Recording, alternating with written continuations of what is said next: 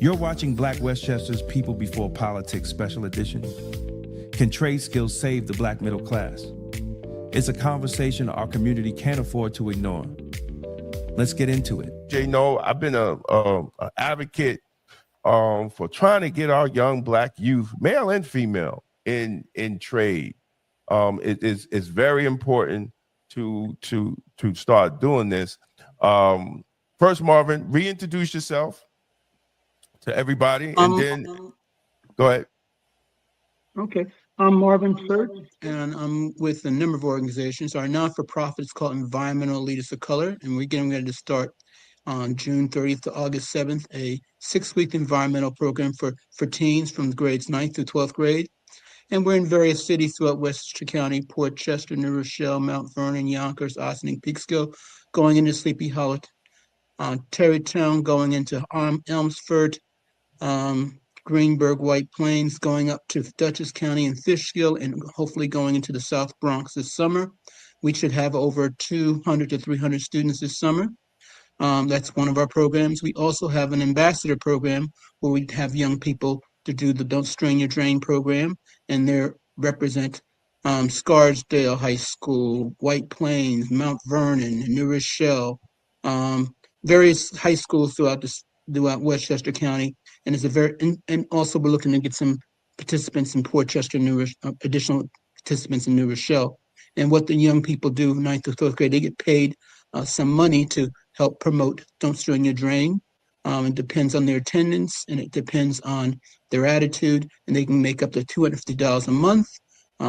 But we want them to participate. They have to follow the rules. They get paid. They promote our program, and we're supposed to be slated to get an award this month from the Westchester County Facilities, which is called the ECO Award. We're getting that April 25th, and young people will be getting an award there, which we're very happy to have.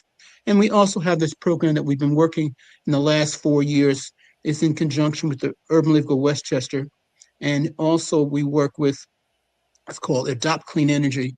And we have a contract with NYSERDA, whereby we provide heating and cooling for Mount Vernon, New Rochelle, getting people off of fossil fuel, going into the green energy economy, electrification. And we have a contract to do some training, and we met Taurus in 2021, right during the COVID crisis. And he was very unique.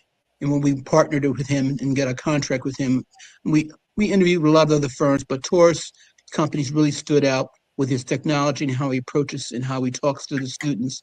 And he's got real life experiences, and we really appreciated that. And so we've been having a good, strong collaboration with Taurus for the last 4 or 5 years. Taurus and I always talk at least twice a week. So he keeps me on cutting edge of what's going on in the industry. So even though our contract will be rolling down at the end of this year in Mount Vernon, New Rochelle, we're just starting a class representing students in Mount Vernon, New Rochelle, and it's called a heat pump training class. And Taurus teaches that class, and he's an excellent instructor. We had over 50 applicants. We worked with the city of Mount Vernon, which helped us get the space over the Dole Center, and we really appreciate that because space is hard to find in Mount Vernon, as you know. Yeah, so we're really appreciative of the space. But one thing I will say is that Taurus is an excellent instructor, an excellent mentor for students who really want to pursue the career in the heat pump industry. He knows the nuances. He knows what people need to be focusing towards. He talks with suppliers. I just can't, I'll keep raving about Taurus because we talk all the time, but I can just tell you a little bit of highlights. So our program is going to last for another couple of weeks. Like I said, we had 50 participants who tried to get into class. We only selected 13 out of the 50, and they represent Mount Vernon and New Rochelle. Well, welcome to the show, my brother. He gave you an introduction. Anything you want to add? Talk about your company. How long you been doing this? How'd you get into this? Sure. So I'm Taurus McBride. I'm the CEO of Taurus Tech. It's an online HVAC and building engineering training company. And I've been training people in building engineering specifically for 21 years, ever since 2004. I actually went to a trade school myself, and they asked me to help first tutoring some students there, and then to help. I was a graphic designer, so they wanted me to help make new books and stuff like that. I spent 10 years there. I was a school administrator, teacher, did everything pretty much there. Taught literally thousands of people, probably tens of thousands of people at this point. And it was my experience there and at another union school that I just realized that these places that were supposed to be helping people advance in their careers was actually kind of not harming them, but holding them back in certain ways. Because if you weren't able to attend those classes, you could not get credit. You couldn't get you couldn't become qualified to take the exams that could lead to the six-figure jobs. So I created the only online on-demand course for certification preparation for, we call it a refrigeration engineer in New York City. So that specific certification can lead you to a six-figure job in New York City. However, many of my students, travel all across the country, and I'll get calls from people in California, Texas, Florida, because most people don't know this, but every state pretty much has some type of boiler certification. Most states don't have any type of refrigeration certification. The reason why that's so prevalent right now is because heat pumps are refrigeration systems. They're essentially air conditioning systems in reverse. So if a state or a locality doesn't have anything that teaches you how to deal with systems that have refrigerant inside of it, then in many ways, most people across the country are unqualified compared to the way that we prepare people in New York. So as Marvin said, I work with all the manufacturers, I work with all the unions. There's a lot of things that are happening in the city and state that I'm assuming we're going to talk about at some point during this interview that is impacting lives of many, many people in ways that they have no idea. And I've been trying for many, many years in partnership with Marvin and other people, trying to open people's eyes to the just the need for people to work in trades, but also the opportunity, because trades, specifically HVAC and engineering, is not what people think it is. Many people, you don't have to work with your hands. I choose to work with my hands, but then also, like, I have apps that people utilize all around the world, and we build those apps. But then also in terms of system design and different forms of things that are necessary in terms of the maintenance and operation of the equipment. Many types of jobs available, and it's unfortunate that most minorities are not opened. Their eyes are not open to these opportunities, but also especially women, because I grew up with a single mother. A lot of people in my family were, essentially brought up by their mothers and grandmothers and things like that. And there's tremendous opportunities, and there's nothing that says that it's specific to any race or religion or sex. And we definitely need our power to open people's eyes to that fact. So just for those who don't know, HVAC stands for heating, ventilation, and air conditioning. It refers to systems designed to control temperature, humidity, and air quality within a space, providing both thermal comfort and acceptable indoor air quality. The reason I gave you that definition, every dwelling, every house, every business, every apartment building needs these things. These things break down. They need to be serviced. They need to be repaired. Sometimes they need to be replaced. Most of the time when we call someone to do that in our community, they do not look like us. And these people, this is a big industry that we need more of our youth to get involved, our people to get involved, servicing our communities. You know what I'm saying? That's how you empower our communities. So I just wanted to break that down definition-wise for people that don't know, and let you further clarify how important this is and why we should be getting into it. And I mean, literally, we talk about building up the middle class and all that. Getting into this is one way to build your middle class, take care of your family, have a good paying job where you can buy a house and car and all those things, and send your kid to private school if you need, or whatever. I mean, just like really support your family. And I want you to talk about the importance of that. Sure. It's actually much bigger than that. Like, people think about HVAC in terms of just what we refer to as comfort cooling. You have your house, it's about to be summertime, we want air conditioning, or during the wintertime, we need heating. Actually, HVAC is central to human existence right now in ways that people can't even imagine. Remember during the COVID pandemic, when they were talking about like the vaccines, they said they had to be minus something degrees temperature. So basically, all medication has to be refrigerated. So sometimes when people talk about HVAC, I use the term heating, ventilation, and cooling, because the cooling encompasses a lot of different things. Right. Because you hear sometimes people say, well, air conditioning is like comfort cooling, and then refrigeration, you might have food, you might have medicine, all these different things. But the big thing happening right now, when people think about money, money doesn't exist in the form of like gold bars or dollar bills. Money exists in the form of ones and zeros on computers that need to be cooled 24/7. Same thing with the telecommunication business. So my organization, in addition to being a school, we actually do service. We do service of equipment, we do maintenance, we do installations, we do everything.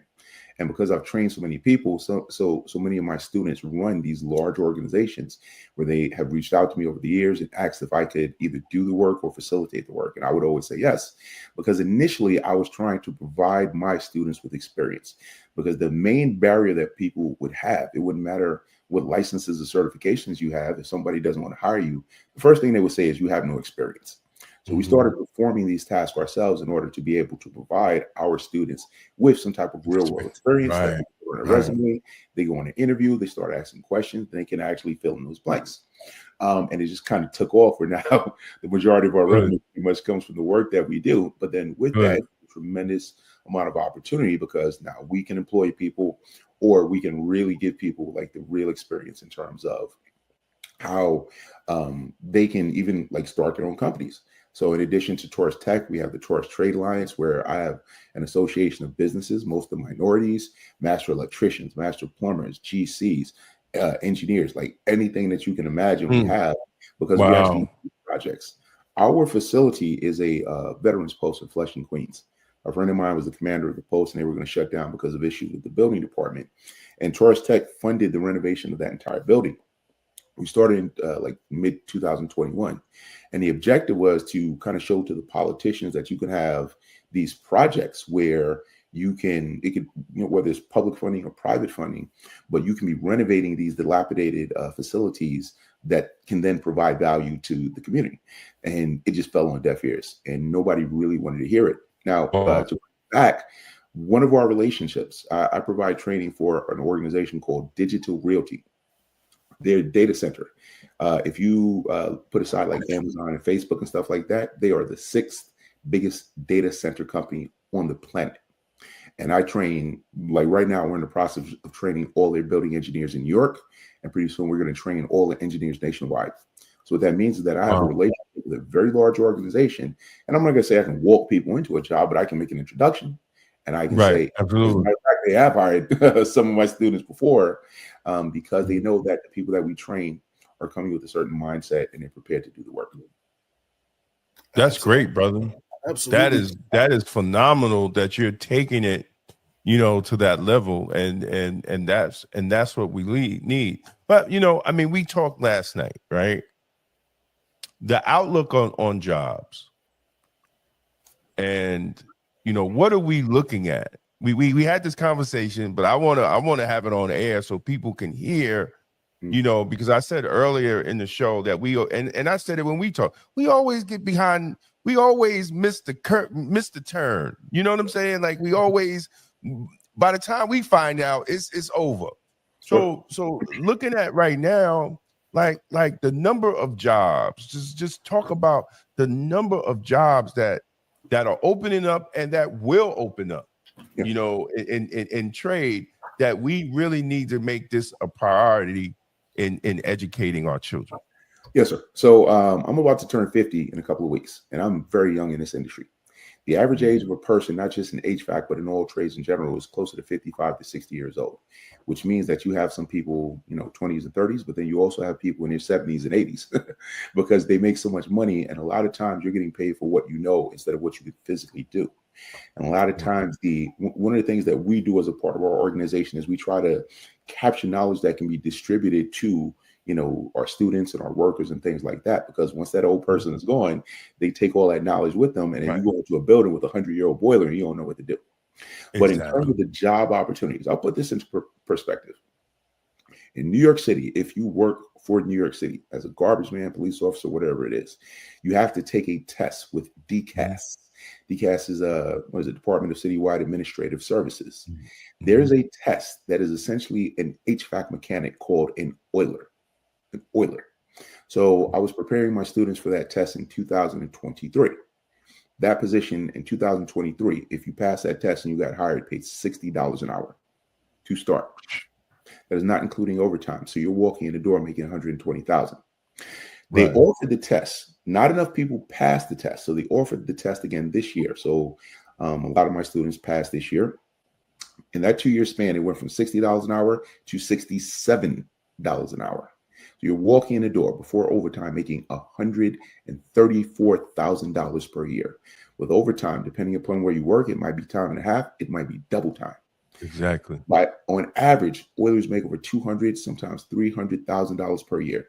There's a website called See Through New York. Right. See Through New York, where you can look up and you can find the salary of every public employee because you work for the city, right? And you can put in the title oiler and then see what an oiler makes. And then beyond that, so in that engineering department, an oiler is working below a stationary engineer. So a stationary engineer, they have 2 licenses. I train people for the oilers test, but then also that refrigeration test I was talking about. If you have both licenses that you need to, those guys make $70 to $80 per year.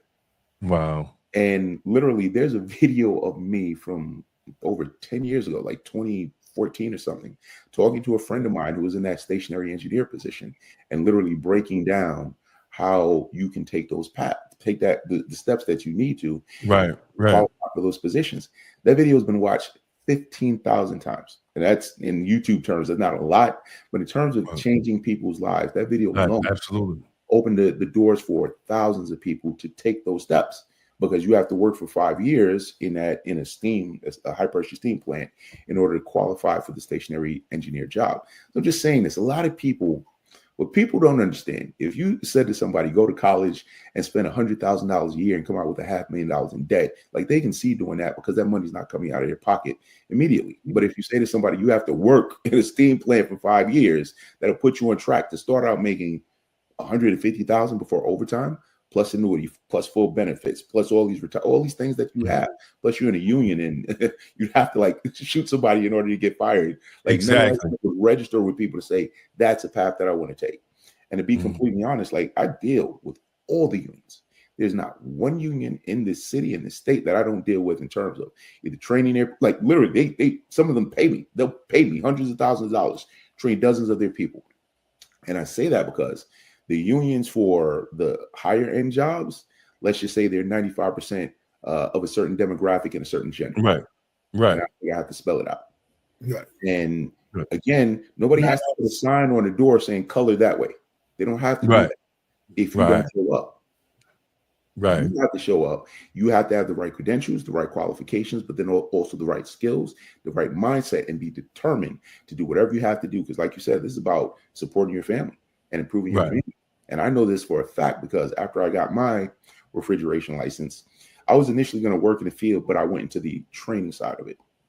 But literally, I started making 6 figures, and I was able to buy my mother a house that unfortunately she passed away a year and a half ago, and I just sold the house. But again, she died in her own house. Right. And she had pride in the fact that she had her own house.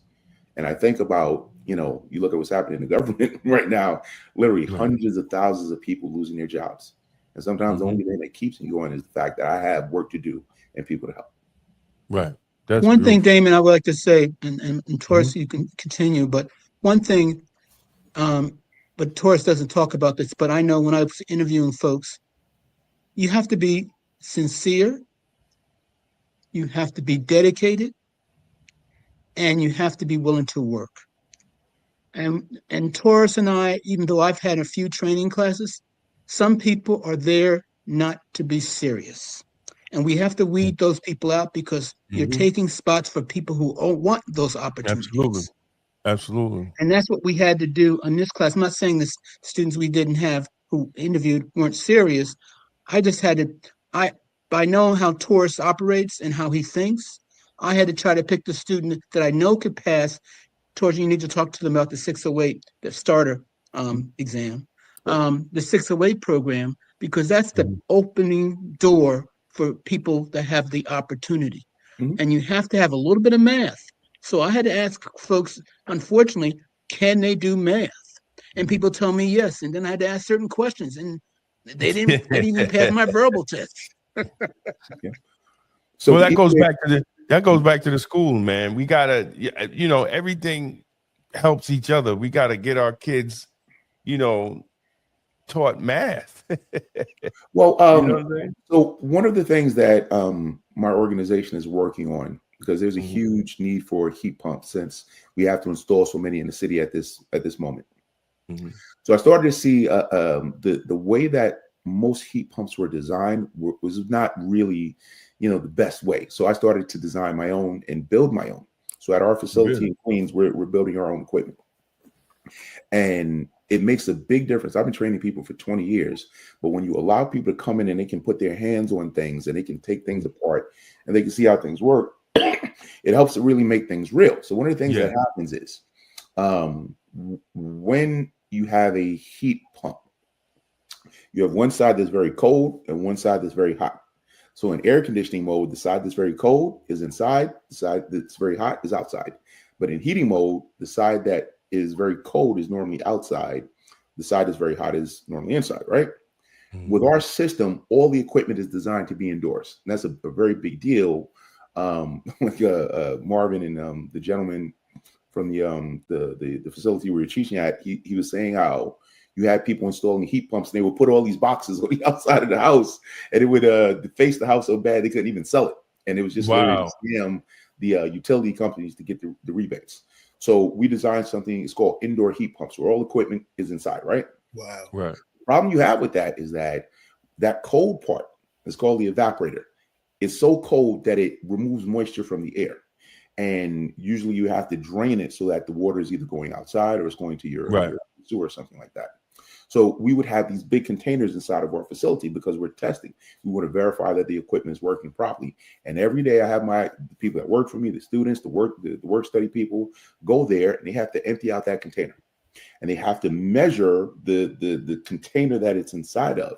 And they have to calculate like what's the volume, the cubic feet that is there. And then you have to calculate like the weights and the gallons and all this different stuff. And I explain to people like that's real. Unfortunately, in school, a lot of times things are theoretical where it doesn't even exist. And a good thing Right. about HVAC that I try to impart upon people is that HVAC is part art and part science, and it's more science than anything else. Because, like, it literally, I always tell people, like, when man discovered fire, do you think he used it to cook first or to heat his cave first?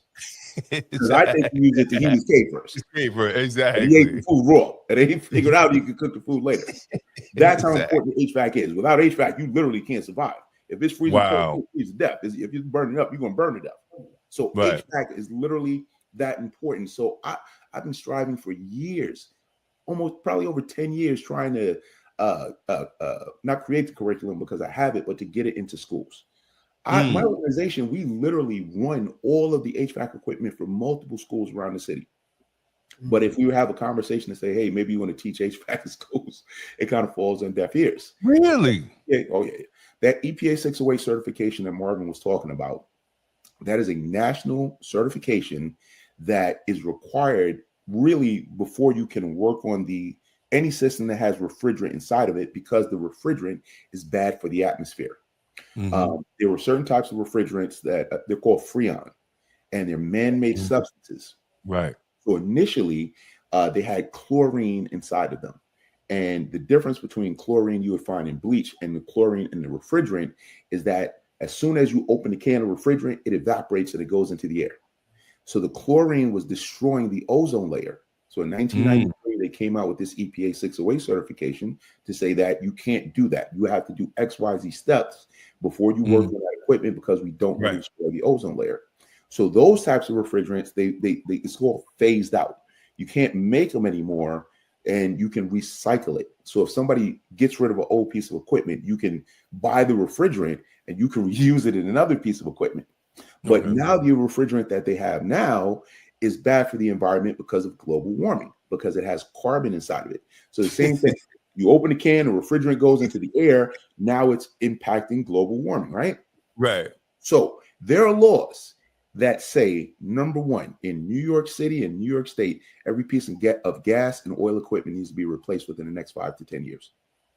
There's a law on the state level that says if your gas or oil boiler fails or hot water heater, you cannot buy a new one.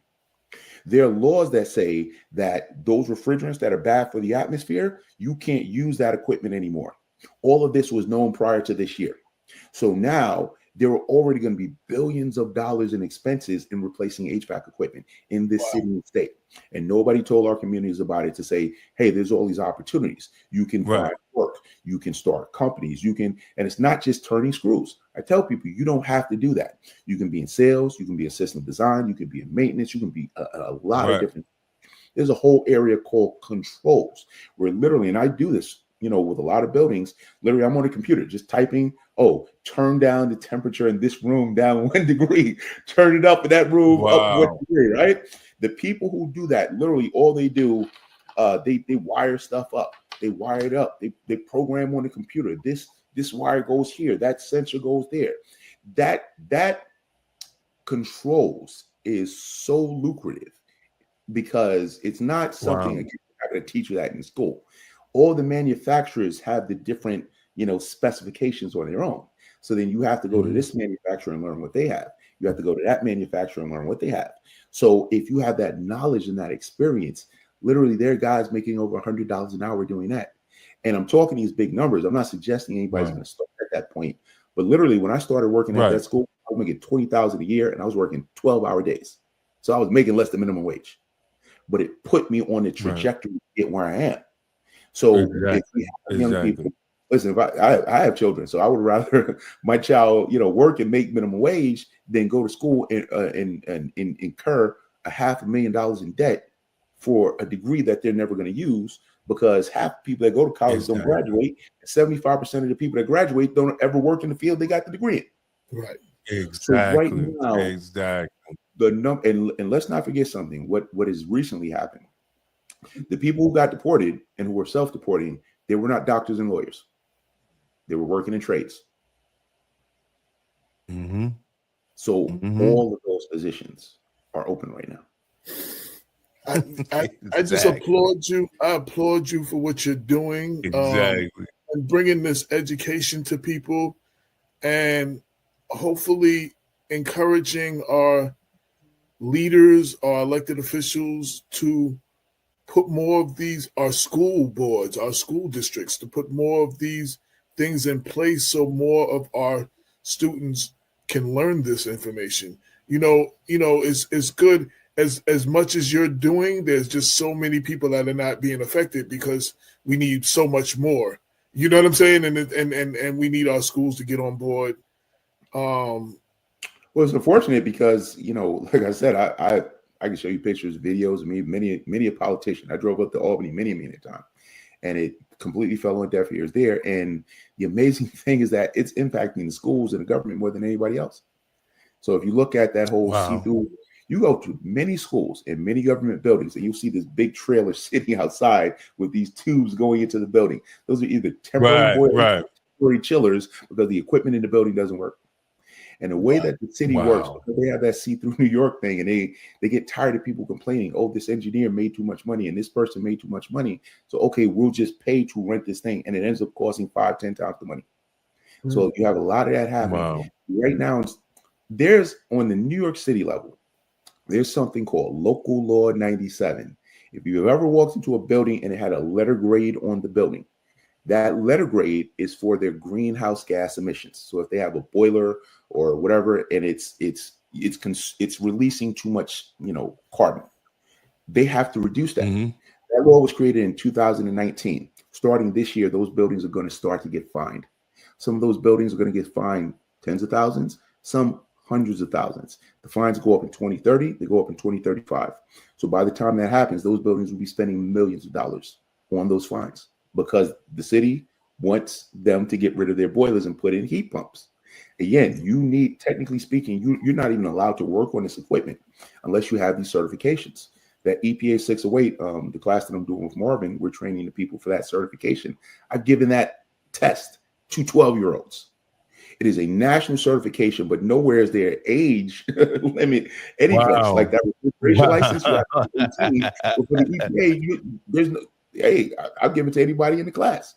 So I've always said to myself, you have a young person, maybe they're 14, they can get a right to work permit or something like that. They have that card that says, I'm qualified to do this. And I can show you pictures and videos of my students who started working as teenagers in these fields. And again, now they're chief engineers before they're 30. They're making hundreds of thousands of dollars because their parents put them on that path instead of saying, well, you go to college, figure it out. And I'm not saying that people can't figure it out, but the great thing about HVAC, number one, it's multidimensional. So I have a lot of people in my trade alliance who might be plumbers. And you think, well, I don't want to be a plumber, I'm just working on tubes, even though that's not true. People who are electricians. Well, I don't want to be an electrician. HVAC encompasses all of that. So people can go into HVAC. And another thing that people don't know about, to become a master plumber, you have to typically work either 5 to 7 years under the supervision of a master plumber. To become a master electrician, it's the same thing. There's no rules like that in HVAC. So in a lot of ways, HVAC is kind of the Wild West. So there's a tremendous amount of opportunity for people to get work. Literally, that EPA 608, because if you work for a company, they can't send you to the store to purchase a nail if you don't have the EPA 608. So that alone opens up a lot of job opportunities. In New York City is very strange because the fire department administers over 100 different certification tests. If you want to be a security guard, you have to have the fire guard. So there's sprinkler, standpipe, smoke detector, fire alarm. If you want to use a torch, there's a torch operator. There's they call it fire guard for torch. I have students who get paid $50 an hour because they have a fire guard for torch certificate, because the guy with the torch can't light that torch unless there's somebody who has the card that says fire guard for torch operator. Seriously? That's right. Man, I'm going to take that test, man. So I can just stand there and watch this guy, man, just weld something, man, and go home after that. That's it. There's so many things that people don't know. And what I say to people is, once you kind of, discover the industry and develop like the lingo, you can pick and choose. Oh, I like this. I want to work with computers. I like this. I want to do design. I like there's so like people have no idea what we actually do. Like my organization, number one, I film a lot of stuff. When I go to buildings and I'm doing jobs, I'm always filming things so I can show my students. So inside of our apps, our students, they watch videos, but they get to see a lot of real thing. Right. But then now, because we're just using every piece of technology we can find, we're even building AI into our apps, where the AI is looking at all the information, whether it's the text, whether it's the questions, whether it's the pictures, whether it's the video, to be able to say, oh, you having a problem with this? Look at this right here. And the stuff that we have, again, this is our custom stuff. So other people aren't seeing this. One of the people in my work study group, he grew up in the Harlem Children's Zone area. So Harlem Children's Zone, they like to send kids to college. So they sent him to Apex because that's the so-called trade school. So Apex charges like $18,000, $19,000 for their HVAC certification course. The young man went there and he wasn't able to get a job. So they asked him, could he be doing work study with me? So I was talking to the kid. I was like, you have your EPA? He was like, no. I said, how's that possible? He said they wanted him to pay additional money to take the exam for EPA 608, even though he financed close to $19,000. Wow. To go to the school. How long did it take him to take the class for, Taurus? 8 months. And how many weeks are we going to get is people going to give it just 6 weeks? So our class is going to be 6 weeks. I told them we're going to get the EPA and half that so that we can start talking about the real stuff, because the EPA only takes you so far. You need to know how this equipment works. That's good, you man. Understand, Damon and AJ, what I'm talking about? That's why I get this man, because he's serious. And he but that's design, what we need, bro. And you know the great thing about this, the great thing about what you're saying, and I want people to understand, no matter what the economy is, no matter what's going on a national level, no matter what's going on the stock market, this is recession proof because everybody needs this. Absolutely. No matter what's going on, you need all the things that you're talking about, and you need somebody to fix it, to repair it, to install it, to supervise it, to all the things you're saying. It's bigger than that. Literally, because of these tariffs, the manufacturers have stopped shipping to the US. There's no new HVAC equipment coming into the US. None. And yes, there are local manufacturers. I'm a local manufacturer. All the parts come from overseas. The majority of the parts come from China. The metal comes from like Canada. Literally, we don't even make screws in this country. And the thing that really drives me nuts about the whole argument about tariffs, where people say, well, we're going to bring manufacturing back to the States. We already have manufacturing. We just don't have, well, we actually have mass production manufacturing. But guess what? I have students who build 60, 70-story buildings. You can't tell me that's not the same as manufacturing. Every time we build houses, every time we build apartment buildings, that's manufacturing. It's just a different type of manufacturing. But you even put that aside. When I buy a product, whether I'm buying the parts or I'm buying the whole thing from overseas, right? You have the person that has to design it. You have the person that has to sell it. You have the person that has to ship it. You have the person that has to stock it. You have the person that has to drive the truck in order to get the thing across the country. You have the people that sell coffee to all of these people. You have the restaurants. You have all of the supporting stuff. The United States is basically 80% services. We used to be more manufacturing, but if you go back 200 years, we used to be mostly farmers. Right.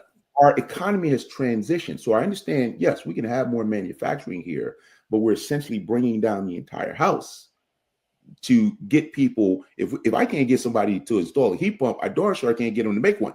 So like that's a big problem. But then the other thing is this.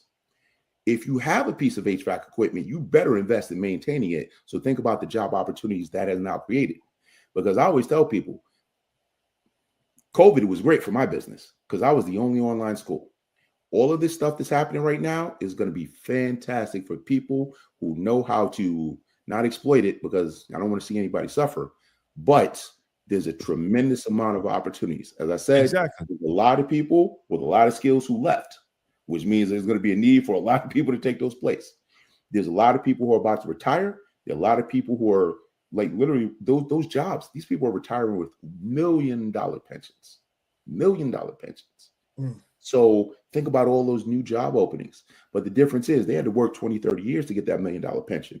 You walk in the door now, a person with a refrigeration license in New York City, those unions start at $50 an hour. So again, if you're able to walk the right path, you know, it's definitely a lot more lucrative than people know. Jane and Damon, I'll tell you this. Like I said, he's been very experienced. He's the real deal. I mean, I know a lot of companies that can do this training, but out of all the companies I've met, he's the real deal. A lot of people just go out there and try to make the money. We've had companies that Taurus and I know of who are national companies, minority companies, got all major contracts. We won't say names. They made millions and millions of dollars. They just went bankrupt last year. Okay, because they didn't have the capacity, and they try to utilize Taurus's expertise in this app. Taurus, why don't you tell quickly before they have you go? Tell them how your app is made up and how people can't try to steal your intellectual property. Oh, sure. Yeah, no, we have my company is called Taurus Tech. It was a tech company from day one. We used to try to get like investors and stuff like that, and they would look at me and look at the industry and, you know, say HVAC is dirty. I don't want to be a part of that. So we just invested in what we do. And the fortunate thing was I've always had students. I've always had customers. I've always had relationships. So we just tested and tested and tested and improved it to a degree where literally our app is utilized worldwide. So the Taurus training app is one of our apps. If you go to our website, Taurus Tech, my mother misspelled it. It's TAURIS, taurustech.org. You go to the bottom of the first page, it'll say iOS, Android, Windows, Mac, even VR. We literally have VR apps that you can wear the headset and literally walk around inside the space. We have facial recognition. We have voice recognition. We have AI. All of this stuff was built by me personally and my team. So when I talk about the types of job opportunities, it's not just turning wrenches. But the difference is, in order to do anything, you need to know what you're doing it for. I started this organization primarily because I know HVAC. I wanted to help people get into this field. So I utilized my knowledge in order to train people to build all this stuff. But I say, because we have people in our interns who are interns and doing work study with us, and they say, oh, I'm not interested in HVAC. I want to do like, you know, whatever. And I say, you don't have to love what I do. You have to use the opportunity to do something to build yourself. Right. Nobody works for anybody else. We all work for ourselves. We just rent our labor by the hour. So you have to build your skills and, most importantly, your work ethic to know what you're capable of and what you're willing to do. And that will take you, almost anywhere. Yep. Yep. That's it, man. Listen, man, thank you How for can coming on with this information. Go ahead, AJ. how can people get in touch with you? Learn more Yeah, about absolutely. it. Find out your next classes or anything like that. Sure. Website, anything. So our website, touristech.org, touristech.org. So it's like the sign, but my mother misspelled it. So tourist instead of Taurus. So Right. touristech.org. If you do a search for us, you'll see us come up. Literally on the first page, you can see the apps. You download the app, create the account. One of the big things we do that's different than other schools, we literally give people free 7-day previews of all of our courses. We have over 40 different certification courses on our website, from fire safety director, like literally anything in HVAC, because we want people to see the difference. So I tell people, whether you go to my school or somebody else, it doesn't make a difference. I want you to understand where the standard is, where the bar needs to be, because by the time you sign your name with that dotted line of those other schools, you're going to owe that 20, sometimes $30,000+. And I'm trying to, at the very least, prevent people from, making that type of mistake. Then additionally, our classes are ongoing. That was one of the biggest reasons I started. Just the last story I'll tell before I leave. I was teaching at this union school, and somebody asked me to substitute teach for another teacher, a friend of mine. So I was subbing for this guy, and the students knew nothing, and they had been going to school for 3 or 4 years. I said, guys, I don't think you guys are prepared for this test. I've been training people for like 10 years at that point. You're not prepared. So the students in the union school who was paying me paid me to tutor them outside of the school. I was teaching 5 days a week at the union school, then had to teach another 2 days to teach those guys. Within a couple of weeks, all those guys passed and got their certifications. That was 10 years ago. That was the beginning of Tourist Tech, because I said, this is unfair that people who are supposed to be there to help these people, they're actually holding you back. And this is not an anti-union thing. What I discovered was that the union was getting financial aid the longer they kept us in the classroom. And when you're going to school for a very long time, you tend to lose focus a little bit. And what we do is very intensive. That's the thing with the apps. If you go on our iOS app and then you go from your phone to your tablet to your desktop, like literally, I want people to use this stuff 24/7. That same certification, the New York City refrigeration license, that these other places would take 3 or 4 years, my students get in an average of 4 or 5 months. Wow. Because the only thing you have to have is 200 hours. You have to do 200 hours so that 200 can be stretched out. I had a young man who got furloughed from work. He did 200 hours in 1 month. He passed both parts of the test. He had his license in 2 months, and now he's an engineer.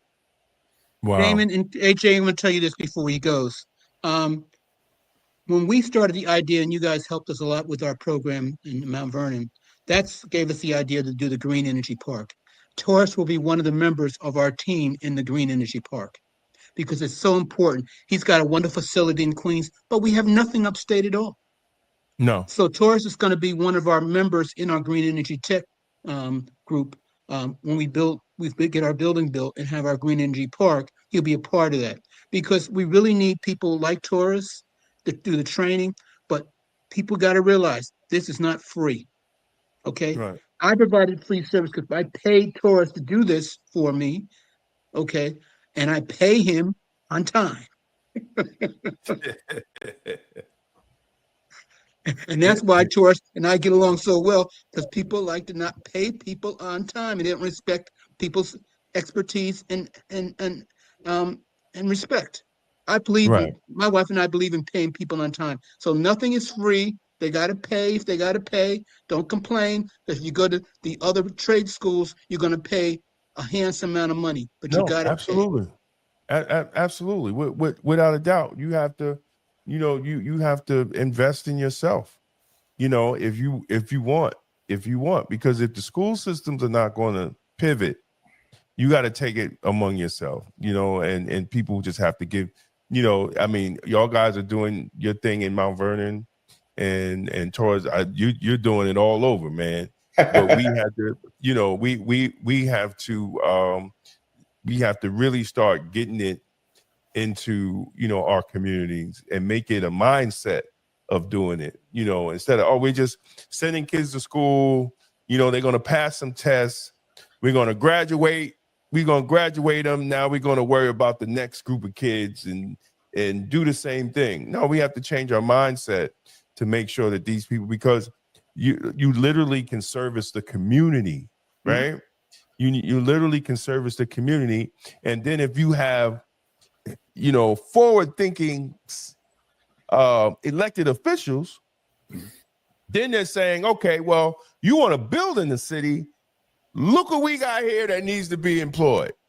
Right? Look at this pool of young men and women that are already qualified to do these things for, you know, to build this building, you know, and that's what we have to do. And I don't understand, man. Like Atlanta's mayor in the 70s, he created the millionaires. Why? Because he made sure he had trained people to build the city, and he made sure people from the city got the contracts to build the city, and that ushered in some of the a city that have so many black millionaires. You know, they even did that with their little Black Hollywood. You had to, it was cheaper to film there, but to get, and you got certain tax incentives, but you had to hire a certain percentage of your from locally. So that put Atlanta people to work. You know what I'm saying? They have something called MWBE, Minority Women Business Enterprise. So by law, a third of all contracts in New York City and New York State are supposed to go to MWBE. You know how many it ends up being? What? New York City was 4% last year. Really? Wow. And 70% of those were the women, not the minority. Exactly. This is, man, I've been arguing this with that. I've been arguing with DEI. I've been arguing with all. I'm like, yo, like we're being bamboozled with these letters and these things that's supposed to help us when it doesn't. It doesn't help us because white women are a minority. They're classified as a minority. So they get through the front door. But there's paperwork, there's insurance. Insurance is skyrocketing. That's why I started my trade alliance, to have minority contractors be able to work together, to advise each other. You know, I would say the most valuable thing that you can have is knowledge, because you get to choose what you do with that knowledge. People don't even know what's taking place in the city. All of these airports they're rebuilding, like these are multi-billion-dollar projects. Exactly. I was told that they're doing $80 million geothermal project in Mount Vernon. Literally, I was at meetings with politicians. You know where those geothermal companies coming from? They're not coming from our areas. Like literally, they come from other areas to come to our areas to do this type of work. Right?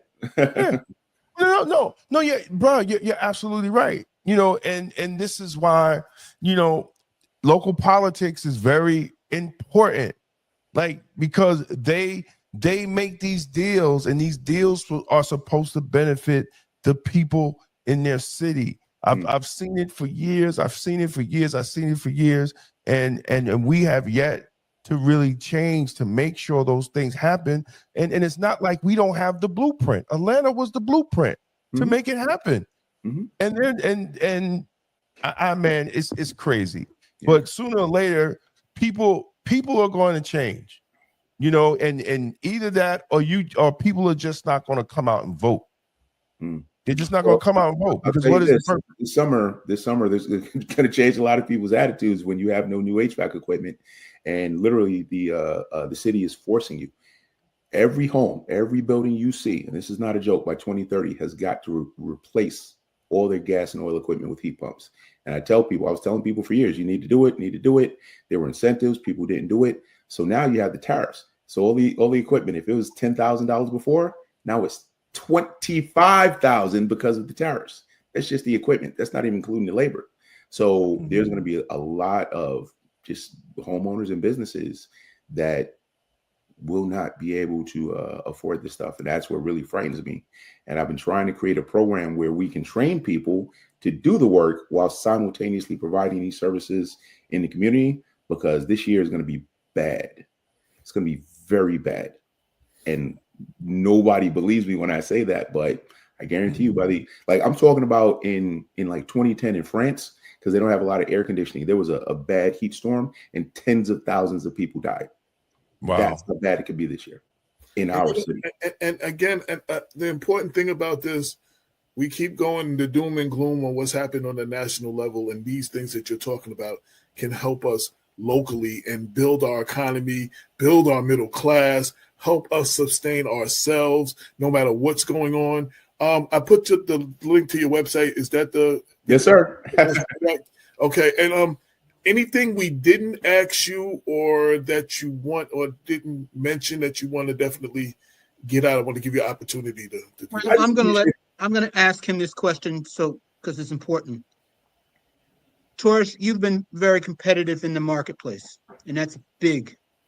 Let him know how the unions feel about you. Oh, I'm the enemy. Even though the majority of their members either got their licenses to get those jobs from either coming directly from me or by utilizing my software that was pirated from me. Like literally, I licensed my software to some of the union schools and other schools. They copied all my stuff. Wow. Unfortunately for them, that was years ago. So it just made me smarter.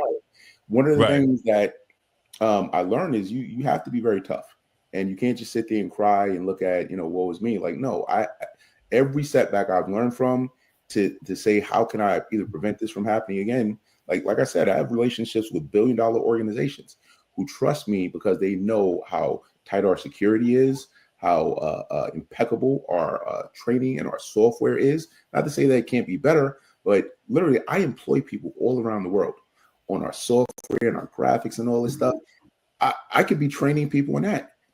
Again, my biggest dream is for us to have a curriculum nationwide with, or even just locally with kids, and not even high school, like junior high school. Right. This stuff can be literally, HVAC is STEM, science, technology, engineering, and math. HVAC is all of that. It's just that, we're not there yet, but trust me, Taurus Tech is not going anyplace because we are head and shoulders above anybody that's even trying to compete with what we're doing. No, that's great, man. Damon AJ, he's got that facial recognition. I mean, it's hard to get into his app. You gotta. Well, you guys download the app. Everybody should down. Yeah. Please download. I'm going to download it tonight. I'm going to download it tonight and sign up. Let's see. That's kind of bright there. Yeah, it's kind of glow. That's kind of glow. Yeah. No, I'm going he can track. He can track everything, Damon and AJ. He can track your time. He tracks when you're in. You can't share it with anybody else. No. And now we're about to come out with our service app, where because people are not going to be able to get companies to come to them, there's a lot of companies that are going to go out of business because they can't get equipment, right? Or because they lost all the good workers because they got deported. So with it's called the Taurus Service App. It's bad. It's bad. It's super. Not only did people get deported, people are not showing up to work because they're afraid to get deported. Right. They're not driving because they're afraid ICE is going to pull them over. Or ICE is going to run into their house. And listen, people that want to work, God bless them. But there are opportunities. There are tremendous opportunities. But those people, a lot of them come here with the knowledge, or they come here with the willingness to do whatever it takes to survive. Right. So the one we have in our communities, but like I said, my mother died 1.5 years ago, and I had to sell her house. I did the closing last week. She had rented out the basement apartment to a tenant. I had to pay that man who did not pay a dime for 1.5 years to leave. My house. Yeah, it's crazy, right? It's crazy. That's how we treat each other in our communities, because we don't want to work. So that to say, oh, this is a homeowner, this is how this person pays their bills. And I know people like there's a group of minority developers who build buildings, and they'll say like their buildings are they're occupied, but 40 to 50% of the people don't pay the rent. And people don't look at how that impacts their impacts the people who own the buildings, but then everything that surrounds it, because that's how our communities start to fall down like that. So we lack we lack, you know, Dr. Claude Anderson, he wrote the book Powernomics and different books. And one thing he always used to say, man, that the Black community lacks a code of conduct. We lack a code of conduct in how we treat each other, you know, and it doesn't make any sense. Well, that's what I like about HVAC, because HVAC is service. I'm serving you. Guys, I'm a CEO of $1 million company. And literally, I'm in there cleaning filters. I don't care. Like whatever allows me to train other people. This is how you treat people with respect. You want to get paid? That's fine. What are you giving back in order to get you? And you're going to continue to get your blessings. Like it's really going to come back. And I see if it has come back, and you're continue giving and giving the wisdom to young people and older people who's trying to change their lives. You know, and you're going to continue to get those blessings. Whatever we can do, you know, whatever we could do, but with our platform, to help you, help other people, man. Listen, man, we're here, right? And I'm really going to start sending. I really want to start sending letters out to some of these school boards and ask them officially, what is your plans? What are you going to do? How are you going to train young children in trade? What is your plans? You know, most places have school board elections next month. In several cities and municipalities, you have school board elections next month. You have people that are coming to you for your vote. These are the type of things you need to be telling them you want in your school. What is their plan? And if they don't have an answer, you need not vote for those people. Yeah. Somebody just made a statement about this would be good for incarcerated. I have multiple students formerly incarcerated. Trust me, in the HVAC business, if they need somebody to work, they don't care about your past. No. They care about whether you're willing to work or not. But you know what, though? You should be in the county jail. Yeah. Right? I'm trained formerly incarcerated. I've trained plenty. Exactly. But it should be part. If you're in there for a non-violent offense, like stealing, like they lock people up for stealing fried chicken or something, right? Mm-hmm. If you're in there and you're doing 6 months, non-violent, this is thinking out of the box.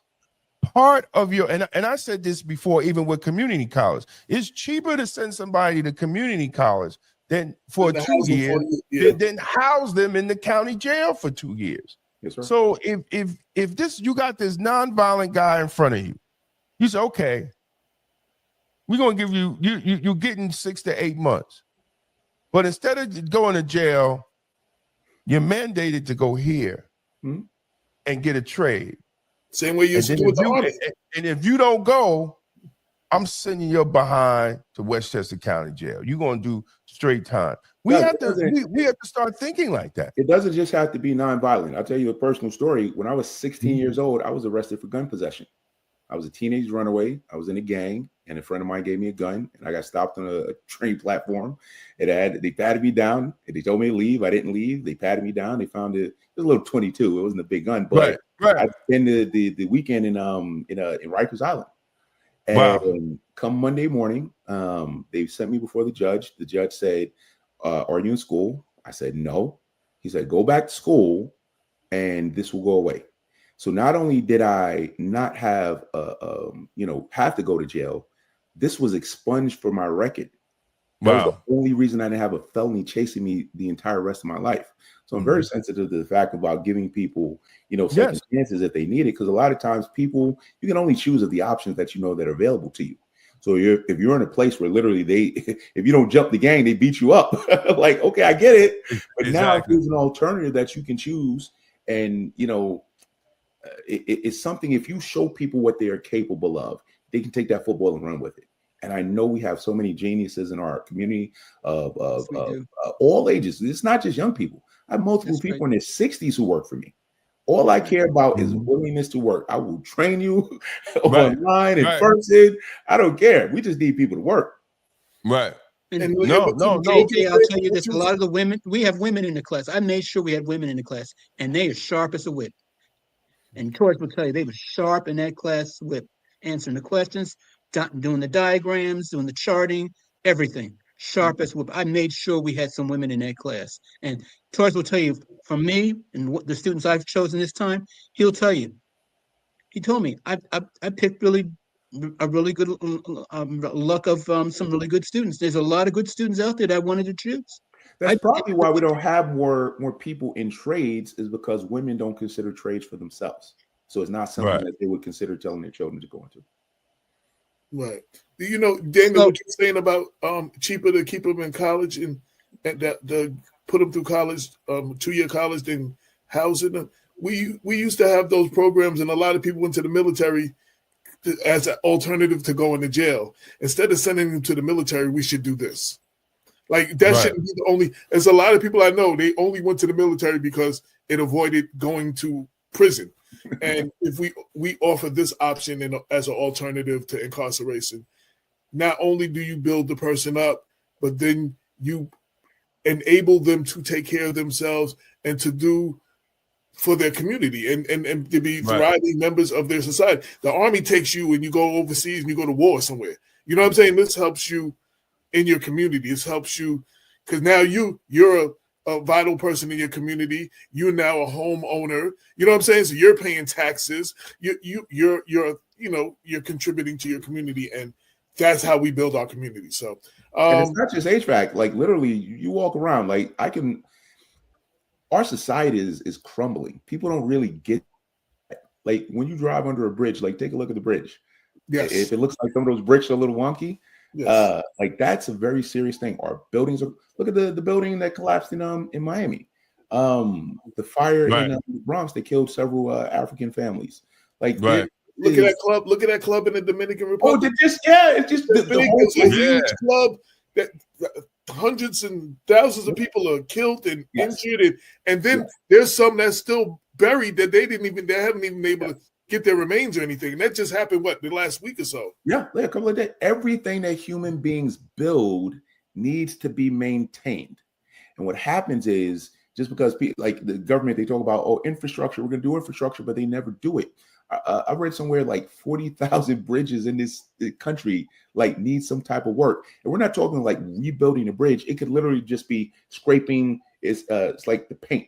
It's called it's a coating on top of it to keep it from rusting, and you have to scrape that off there. You have to apply some new coating on there to keep it from happening. Because what will happen if you see metal and it's starting to rust, like literally that rust will go down into the cement and it will expand. You'll get ice and go like that, and it'll crack the ground, and you can literally walk around and see the cracks in the ground everywhere. We can be employing people in a multitude of different ways. There's it wasn't a bridge, it was something that collapsed in New Jersey, and it would have cost like $70,000 to fix, and now it's like a $30 million job to replace it. And that's the major problem, where we're not. To me, Marvin will tell you the facility that we use as our office is a veterans post. I spent $500,000 of my own money to fix it up.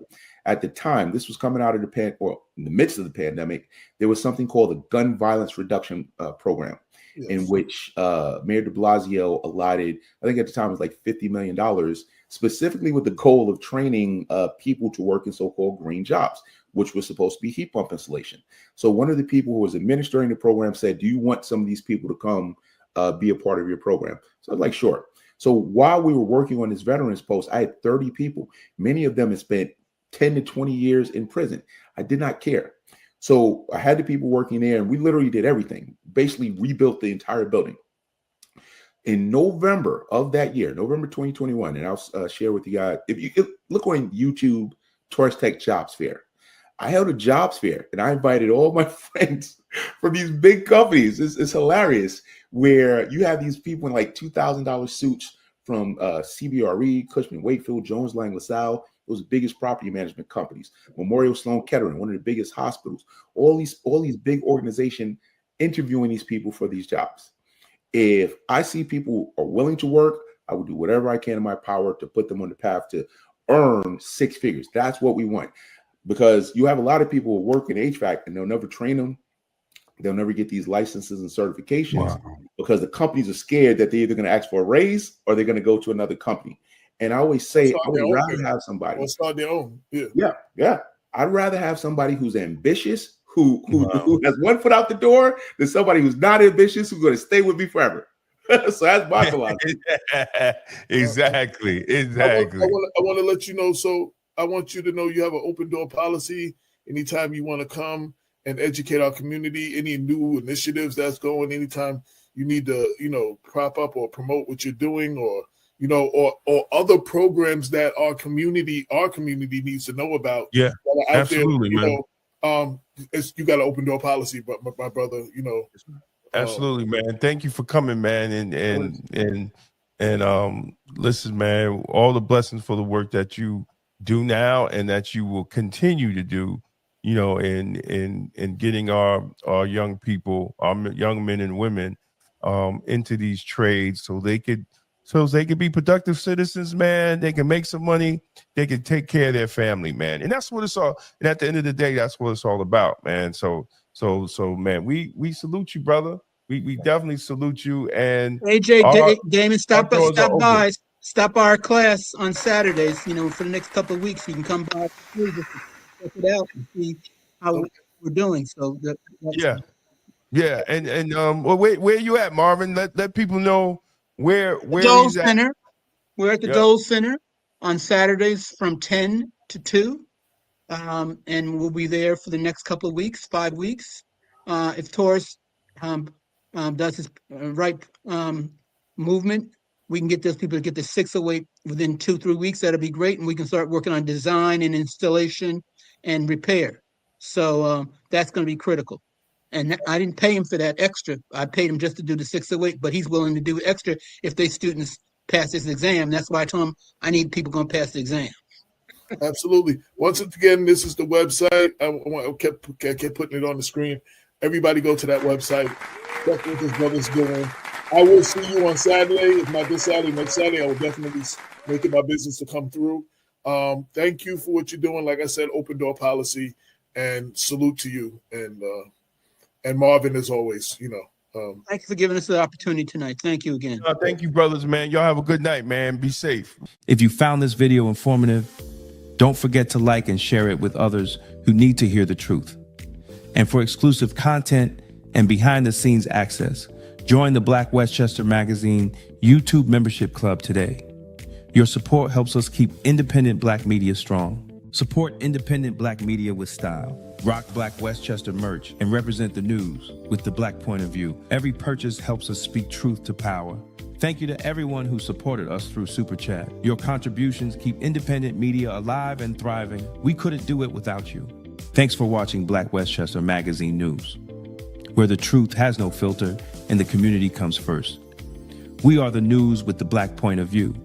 Don't forget to like, share, and subscribe to stay informed, empowered, and engaged. Independent Black media matters. And we're just getting started.